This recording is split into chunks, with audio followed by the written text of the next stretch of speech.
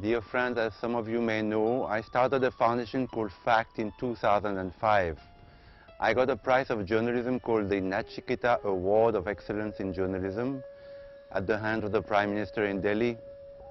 That was in 2005. There was a prize money of 50,000 rupees, and I started a foundation called FACT, Foundation Against Continuing Terrorism. Why against continuing terrorism? Because I have seen with my own hands, having covered Kashmir and Sri Lanka and Pakistan and Afghanistan, what terrorism can do to a nation. So the purpose of this foundation was to fight against all kinds of terrorism and the havoc it creates on the human psyche, particularly on Indian society. The first exhibition we did was on the Kashmiri Pandits, the Hindus of Kashmir, who were hounded out from Kashmir, about 400,000 of them. I was there. I saw them being killed, murdered, tortured, raped, hanged, and nobody really cared about it. So that was our first exhibition.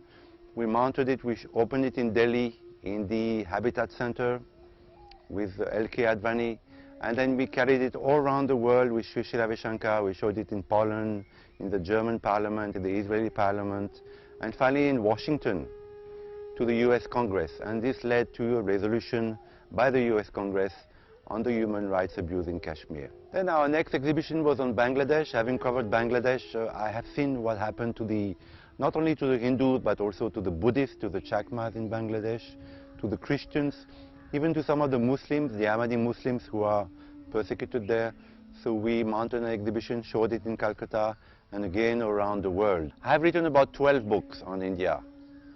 And as I researched for these books, I realized that Indian history is not written as it happened, but has, some vested interest. The British, other colonizers, later historians, wanted it to be. Having realized that, I tried in my books to rewrite Indian history, to portray it as it happened. But I found it was not enough. Thus, the idea was born to build a museum of Indian history, to build a museum of real Indian history. So some of you may ask, why build a museum of Indian history? Well, as I said, Indian history is not written as it happened. For instance, if you take the independence movement, most history books say that it started and ended with the Mahatma Gandhi. There is some truth in it, but if you look at the real history of independence, it started much before.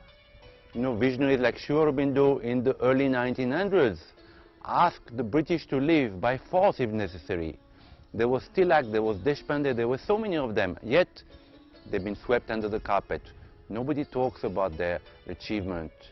Then the second reason, of course, is that there is no museum of Indian history in India. There are absolutely no museums of Indian history in India. None worth the name. Thus, it was important to start this Museum of Indian History. The third reason is that I wanted to dedicate this museum to Shivaji Maharaj.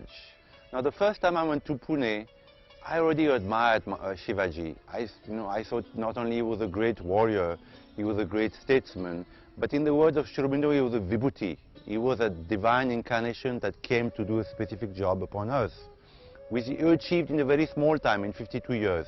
That's when I came to Pune, I looked for a museum which was dedicated to Shivaji Maharaj. I could find none, and I was extremely surprised that in Pune, the realm of Shivaji Maharaj, there was absolutely no mention about him except statues. Thus the idea was born that I would build a museum of Indian history dedicated to Shivaji Maharaj. We made a wonderful exhibition on Shivaji, which we showed again in Delhi, in Bombay, in Calcutta, in Pune, which was a great success. This will be the prime focus of our museum, because again, you see that Shivaji Maharaj today is treated as a small warrior, as a guerrilla warfare man. Yet he was such a man of great vision. He did so much for India. Because of him, the culture in Central India and South India has been protected. And today you find that when you travel from Delhi to Madras, you find that the culture, the religion, the people are much more gentle there because of what Shivaji Maharaj did. The fourth reason is that I have been throughout the years a great defender of the Hindus. Why the Hindus? Because in the ancient times, any Indian, whether he was of the Hindu religion, whether he was a Muslim, whether he was a Christian, was called a Hindu from the Indus. And I discovered throughout the years when I started reporting that the people who are called the Hindus are some of the most gentle, most tolerant, who have a philosophy, a spirituality and outlook which is unique in the world. Later, when I started becoming a political correspondent, I also discovered that the Hindus have been probably the most persecuted people in the world. The most persecuted people in the world. It's not only today in Kashmir, where 400,000 Hindus have been chased out. It's not only in Bangladesh today, where there were 27% Hindus in 1947 and today 6 or 7%. It's not only in Assam. It's not only in Afghanistan or in Pakistan. It's also in ancient history. From the Hindu Kush, which means the massacres of Hindus, where it said that more than 1 million Hindus might have died, either being taken by slaves to Afghanistan or murdered. Till Timur, till Aurangzeb, Hindus have been massacred at an extraordinary pace throughout history.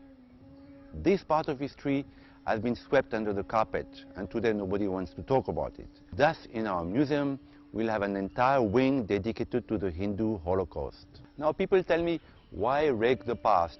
It will create communal disharmony, it will stir up old feelings.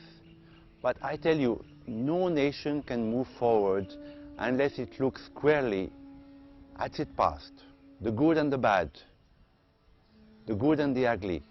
Now, in France, for instance, we have not yet looked properly at what we did during the Second World War, when we handed most of our Jews, 7, 8, 10, 20 generations French people, to the Germans, where they were slaughtered in the concentration camps. 6 million of Jews died, and today this Holocaust is remembered. It doesn't mean that Germany and Israel have bad relationship. They have very good relationship. So we need to look at the past, and we need to make Indian children not only proud of their history, but also aware of what has happened to generations of their forefathers. I feel it's very important. Yet, this museum will be positive. People will come out feeling happy, feeling proud. We will start with the Vedas, and we will show that the greatness of India started with the Vedas. Much, much longer what the British said. Max Muller said the Vedas were like 1500s before Christ. And today it is found out that the Vedas may be at least 10,000 years before Christ. The greatness of the Vedas, not only spiritual but also scientific, Vedic mathematics, Vedic astronomy. The French astronomers of the 18th century used to say that the Hindus knew much before us the distance between the earth and the sun and the stars. Vedic astrology, Vedic spirituality. This is the foundation of our museum, from the Vedas till today, and not sweeping under the carpet the great Holocaust, not only of the Hindus, but other people, of the Christians, of the Muslims, of the Buddhists. This museum is a very noble project. It's a difficult project because, as you may understand, there are many hurdles. There are many people who feel that it should not be. It is difficult to raise money for that museum, but it's a very noble project. It's something which will be remembered for centuries, because it will be something that will put in stone, in the matter, the entire history of the Dharma, of that unique nation which is India. You can donate without fear. We are a registered trust with the government of India. We have tax exemption both in India and in the US. We have FCRA, which is the permission to receive foreign donation in India. We have chartered accountant. Our accounts are absolutely open. Your money is safe, and we will keep updating you on the progress made by the museum. At the moment, if you go on factindia.com, you can see the building, you can see what's happening, you can see the new exhibitions. There are so many new exhibitions which are commissioned right now on Darashuko, on Maharana Rana Pratap, on the Hindu Holocaust, on Vedic mathematics.